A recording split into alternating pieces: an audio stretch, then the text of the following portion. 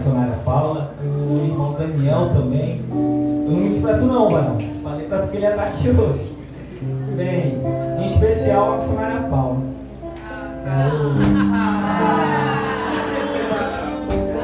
Quero dizer que ela é uma bênção na minha vida. Eu vou tentar me controlar o máximo, senão eu choro. Tá no sangue, eu sei.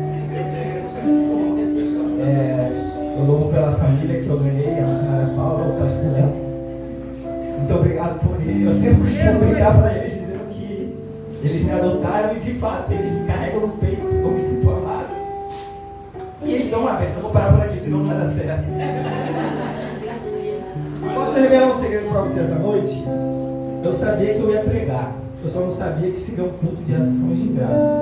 Mas eu creio, missionária Eliane, que Deus ele não erra a agenda. E se você crê e achou o versículo, diga: eu vou morar no céu.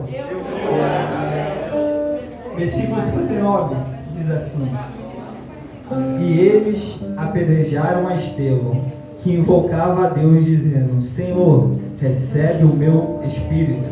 Versículo 60, e diz assim: e pondo-se de joelho, clamou em alta voz: Senhor, não coloques este pecado para eles carregarem.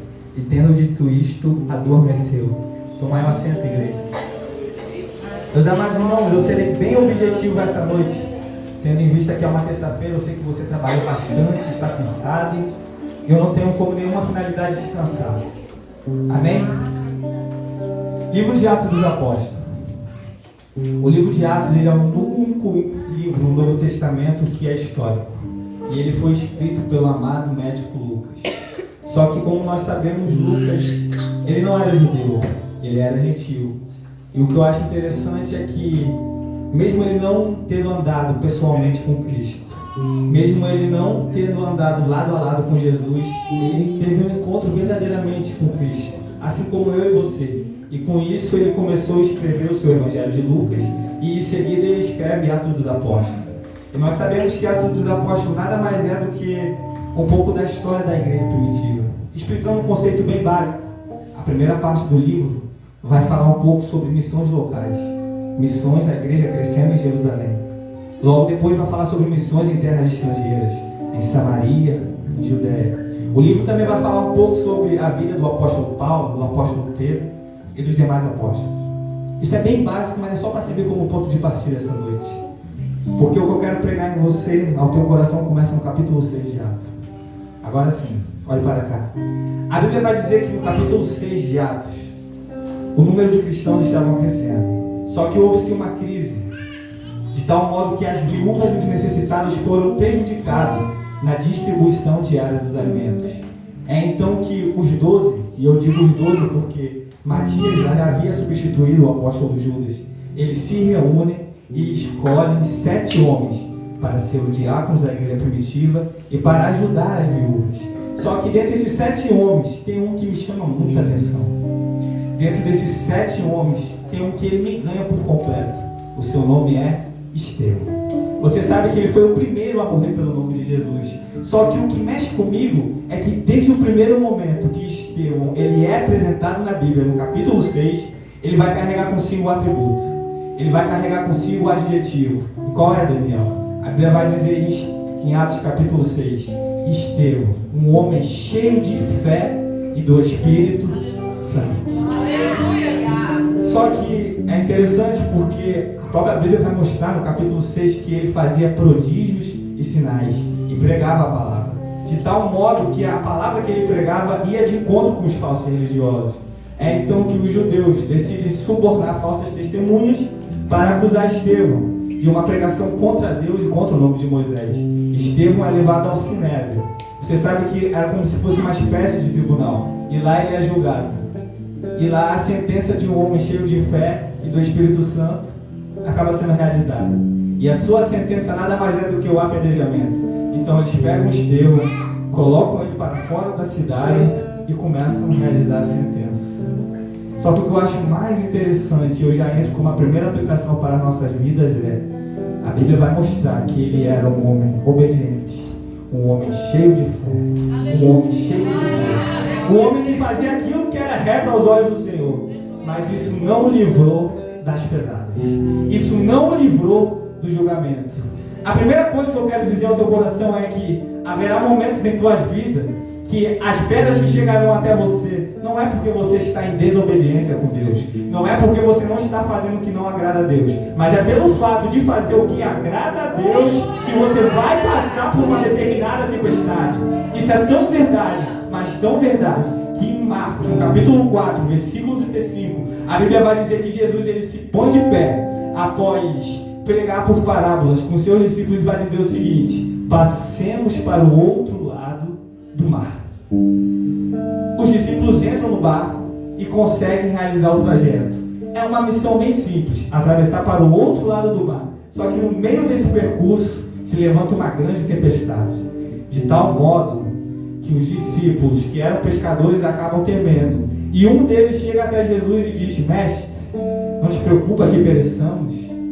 Só que Jesus vai se levantar, ele estava dormindo, ele acorda, se levanta e acalma a tempestade e a viagem segue. Só que o que eu acho mais interessante nessa passagem, irmã missionária Eliane, é que eles só entraram em uma tempestade, eles só ficaram com medo, eles só passaram por um vendaval porque eles obedeceram a voz de Deus.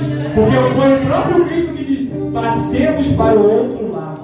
A ordem não veio de João, a ordem não veio de Tiago, a ordem veio de Pedro. Só que o que eu acho mais lindo com a ordem de Jesus é que quando Jesus ele te promete chegar em algum lugar, é que quando Jesus ele te promete para ir a algum lugar, ele se inclui na história, porque ele disse: passemos para o outro lado. Ou seja, eu sou o primeiro, só vem atrás de mim.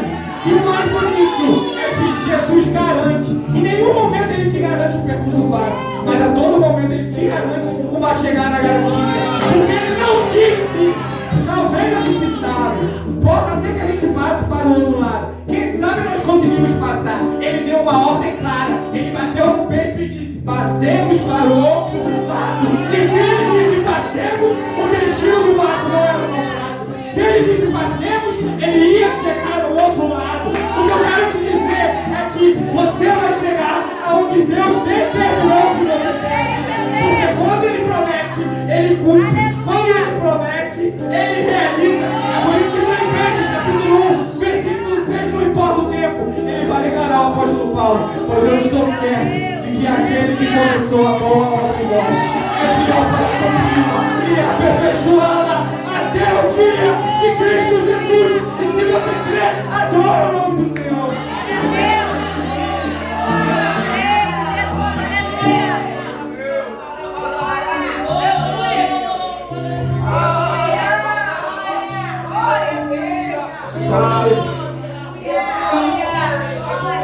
Outro fato interessante na vida de Estevão é que no Sinédrio, enquanto ele está sendo julgado, antes de ele se defender, porque ele vai dar uma linda defesa em si mesmo, ele vai começar a pregar desde os patriarcas até Jesus.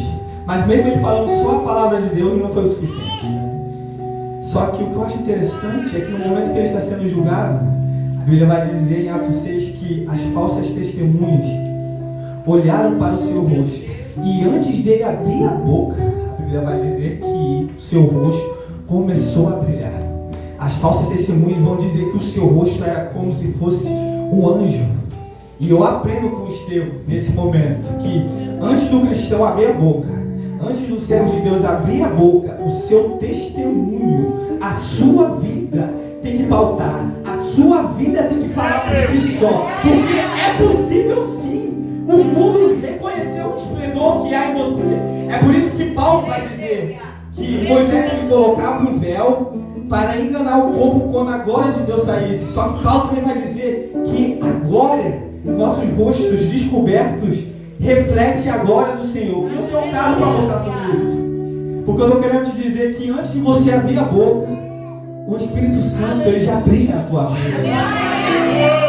Mês passado eu estava fazendo uma loucura. Eu até encontrei com a missionária Nilda ontem no ônibus e falei um pouco com ela sobre isso.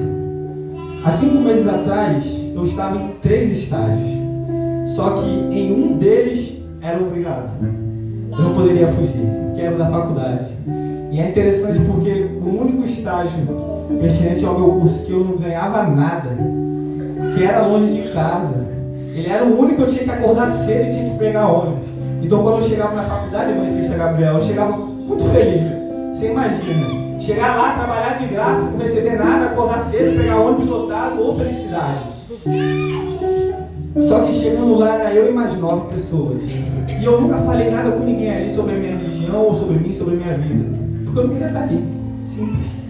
Só que em um determinado trabalho que a professora passou, ela falou, olha, nós vamos ter que simular uma mediação.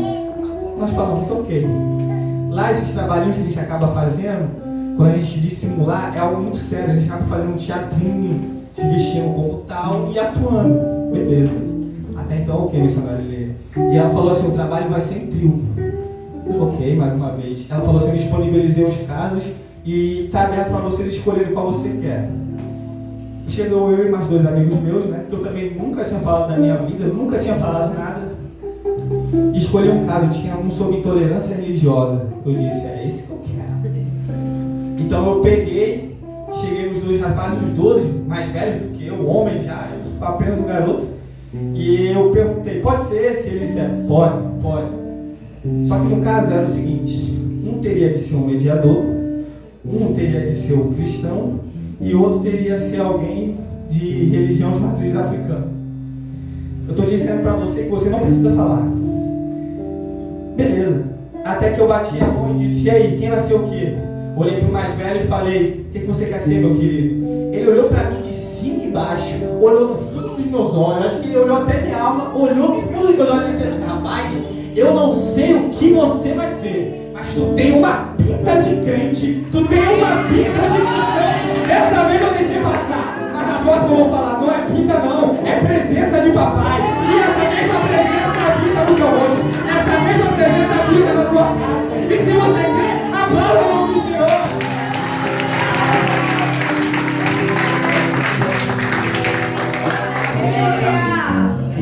Outro fato lindo. Quando eu meditava nessa mensagem, eu tentei entender, mas não conseguia mencionar algum.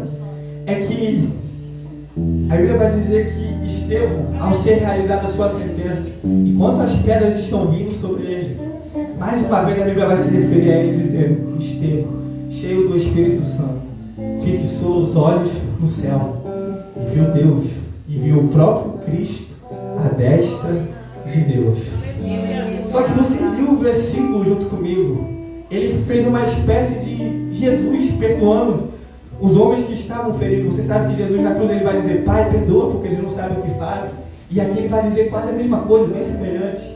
E eu pensei, eu fiquei, Senhor, como não reclamar quando as pedras estão vindo?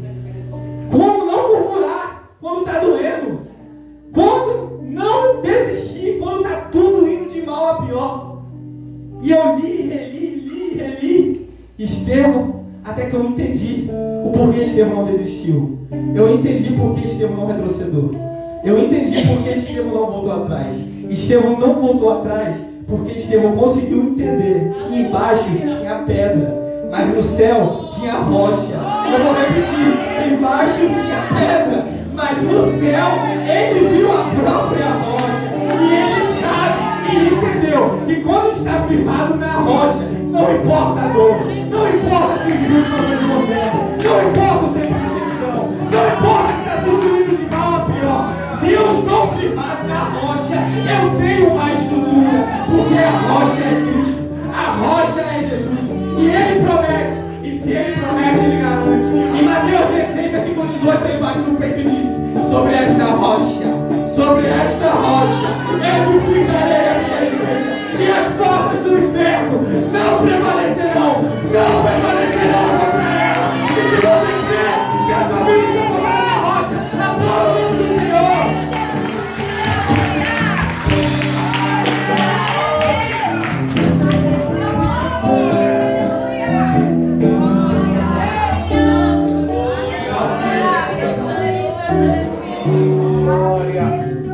Só que Estevão olhou para o céu, cheio do Espírito Santo, ele olhou para o céu. E quando eu estava meditando nessa passagem, eu acabei me lembrando de um homem que ele não tem nada a ver com Estevão, mas eu me lembrei dele. No ano de 14 de março de 2018, faleceu um dos maiores estudiosos e cientistas da humanidade. Talvez desse século, eu diria, dessa geração. O seu nome, Stephen Hawking. Talvez por nome você não se lembre dele, mas com certeza você já viu alguma foto dele na internet. Ele é um homem que está sempre de cadeira de rodas, de óculos, com a carinha assim um pouco torta. E os posts, algumas postagens diferentes a ele, é sempre sinônimo de inteligência e esforço. Tendo em vista que ele venceu na vida, já que ele sofreu com uma doença muito grave e degenerativa. Só que ele também se destacou perante a nossa sociedade porque ele foi um grande ateísta. E uma de suas afirmações ele vai declarar: sou ateu. A religião crê nos milagres, mas esses não são compatíveis com a ciência. Só que houveram outros estudiosos, homens inteligentes que marcaram a humanidade e pensaram diferente dele. Homens como Galileu Galilei, Isaac Newton, Leonardo da Vinci. Você sabe que nós já estudamos, só que eles reconheceram que havia um dedo de Deus no universo. Por que eu estou dizendo isso?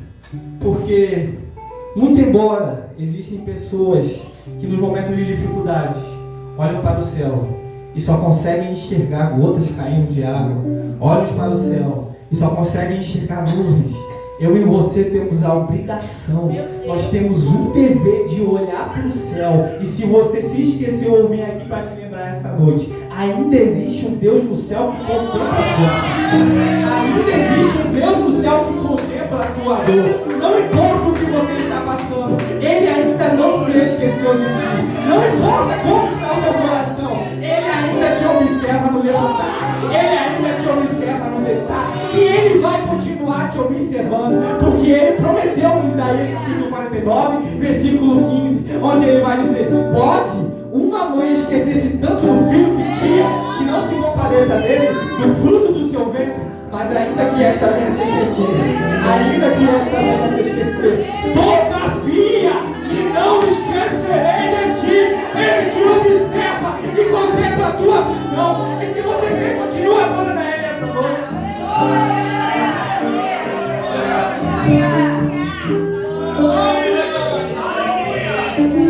Para encerrar,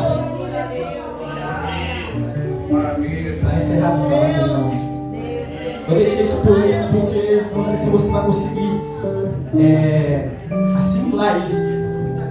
O nome Estevão vem do nome do grego Stéphanos e significa coroa ou coroado.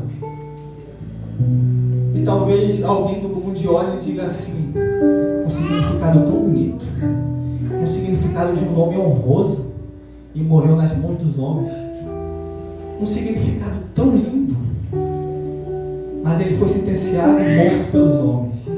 Só que eu consegui entender porque Estevão é o coroado, ou melhor, porque ele recebeu a sua coroa.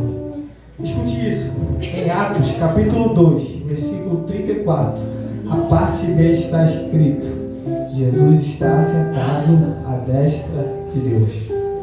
Em Marcos capítulo 14, versículo 62, vai dizer que de agora em diante Jesus está assentado sobre a destra de Deus. Em Lucas capítulo 22, versículo 69, vai dizer que Jesus está assentado sobre a destra de Deus. Em Colossenses capítulo 3, versículo 1, a parte B, vai dizer que Jesus está assentado sobre a destra de Deus.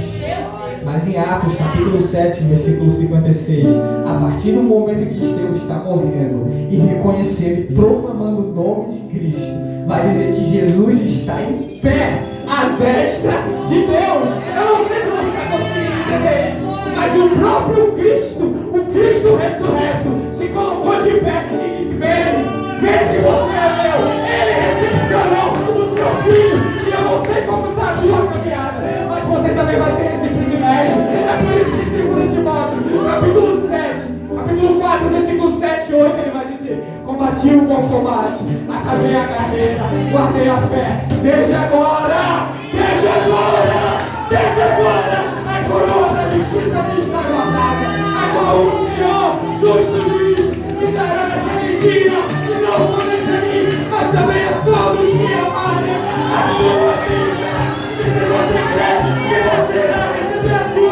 Senhor.